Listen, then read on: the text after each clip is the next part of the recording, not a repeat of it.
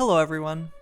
In my last video, I created a simple solar system simulation, but at the end for no reason outside of my own amusement, I decided to add one final mechanic. I also made the Earth controllable, so those of you who love chaos, you can now crash the Earth into whatever you want. This was just a fun and pointless little addition, but as I got to thinking about what this really meant, I realized just how horrific this would be. I could imagine some malevolent cosmic being flicking the Earth into other planets and completely destroying the balance of the cosmos. Which led me to this incredibly meaningless but equally intriguing question. What would an evil cosmic being do for fun? And then it hit me. They would totally turn solar systems into mini-golf.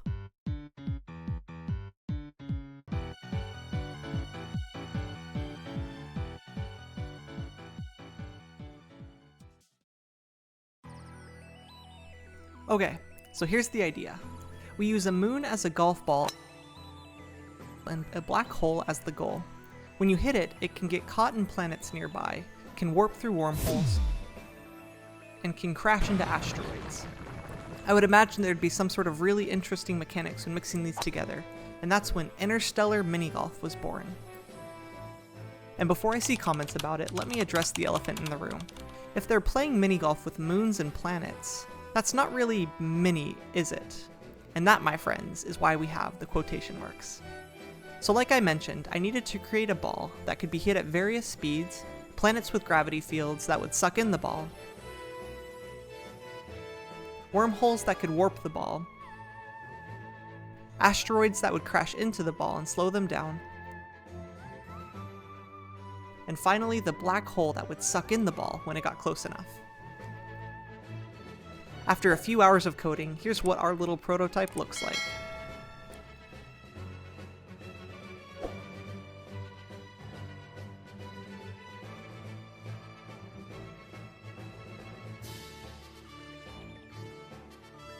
With all the pieces now in play, we could start building up the levels.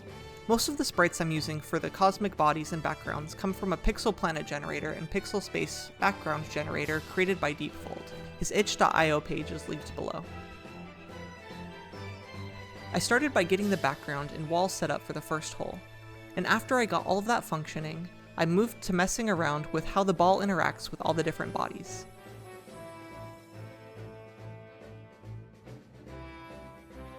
I eventually landed on weaving through the planet's gravity fields while avoiding the comments.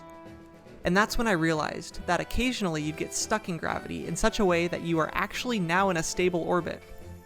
And because you can't hit your ball until it's stopped, you're forced to watch your ball spin for all eternity. At least that's how it would be until I implemented a mechanic that launches your ball after a certain period of time.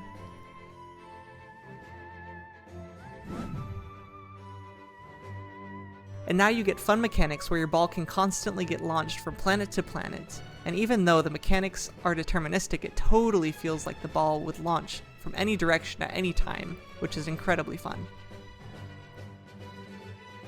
Anyways, I ended up finishing the first hole by adding some more walls, a nasty wormhole that sends you back to the beginning of the level, and the final section with the black hole.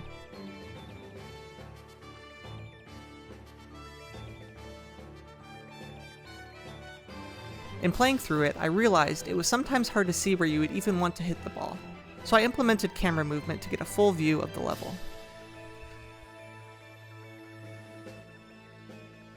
Something was missing though. It still felt kind of lifeless, so for the first time in my game dev career, I decided to explore particle systems. To my surprise, it was actually incredibly fun to work with, and I eventually landed on these effects.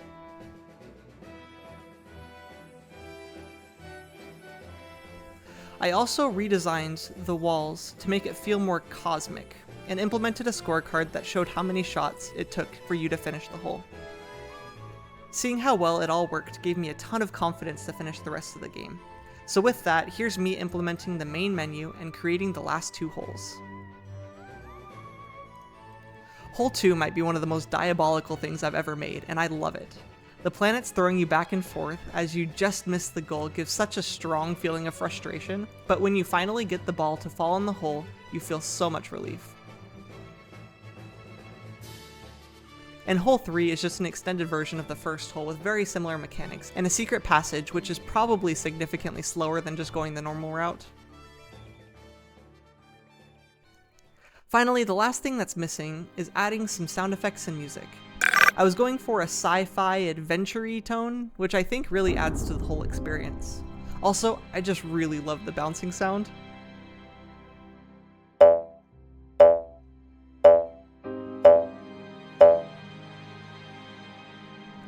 And with that, Interstellar Mini Golf is complete.